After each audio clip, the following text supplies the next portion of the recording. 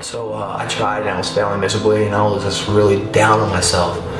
I didn't see the opportunities at West Point. I didn't see the challenges. I got absorbed by them and thought I was just failing and failing and failing.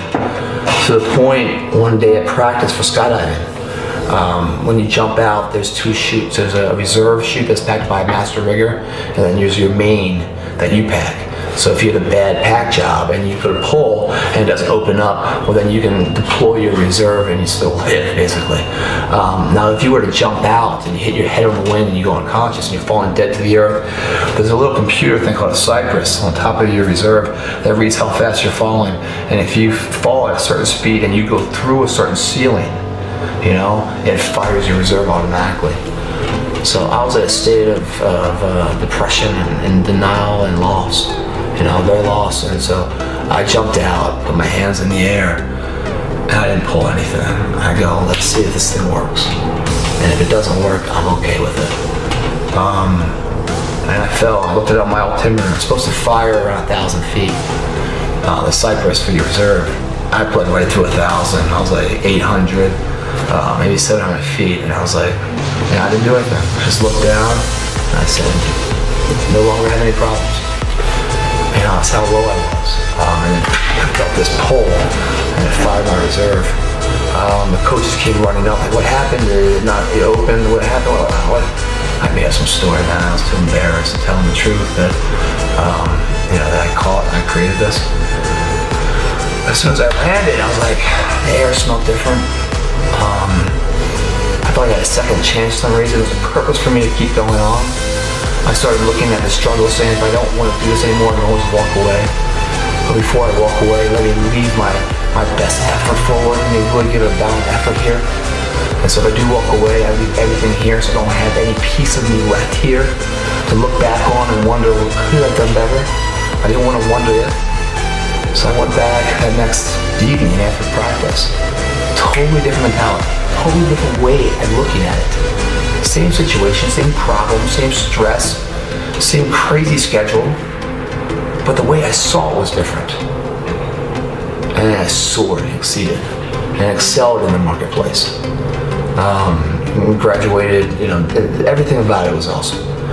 But it was the same issue as the way I saw it.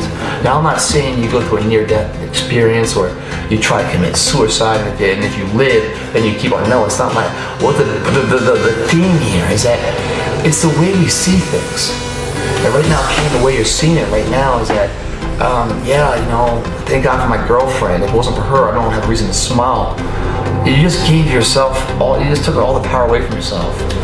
Your best friend died, it sucks. Get over it.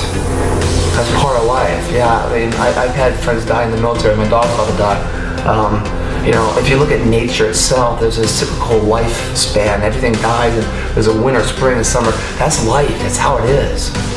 It's how we deal with these things in life that we find out who we are. And if we deal with them in the correct way, then we really get the real blessings of life, the real power moments that really stand the test of time. But most of those moments, they don't come. They don't come presented to you. No one can give them to you. You have to earn them. Those moments are like getting up in the morning and training your ass off for a marathon, and the day you cross that finish line, the exhilaration of victory, the way you feel, as great as that is. People watch it, the Boston Marathon though, the other day, people coming across the line, you look at it like, wow, I want to be part of that. Well, that moment was paid forward through you know, years maybe or months of training, but no one was watching, no one wanted to do it. They paid their time for that. You know, these moments of depression when things go wrong, once you overcome them, you become stronger from them. And it's that moment in life later that is built upon failure. Same with success. Success is never gotten on the first time usually. It's failure after failure after failure, learning from your failures from one to another to another.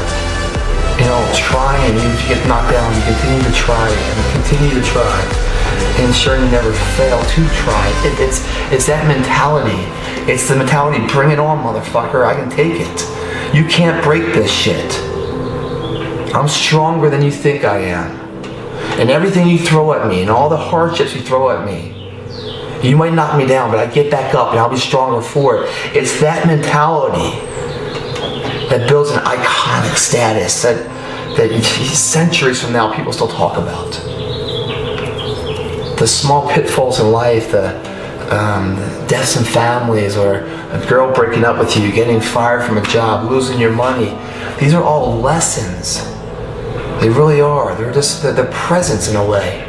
But it's the perception on how you see that present. Do you allow it to destroy you, or do you allow it to change you? Is it a wake-up call saying, hey, you gotta get off this path onto something else? It's a state of mind, guys. It's not a state of reality. I can't say that enough. If you're going through depression, there is a chemical in depression, over time and stuff. And I'm not a psychiatrist, guys. I'm not going through that. I've never been to a psychiatrist. I don't know about the drugs and everything else. I think one drug just masks another drug. If you need this drug, then you need another drug.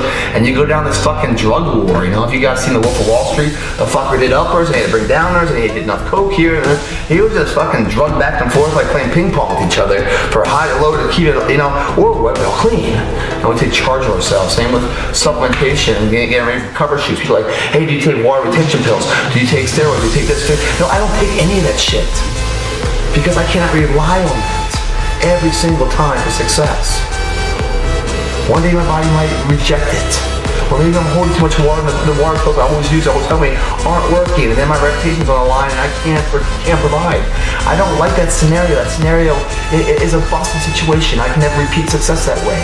A true successful module takes the element of risk, or any kind of luck, or any kind of intangible third-party things, like your girlfriend can. You're giving her too much power.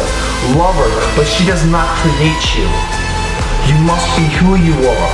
She enhances you, but without her, you are still yourself, still strong, still capable.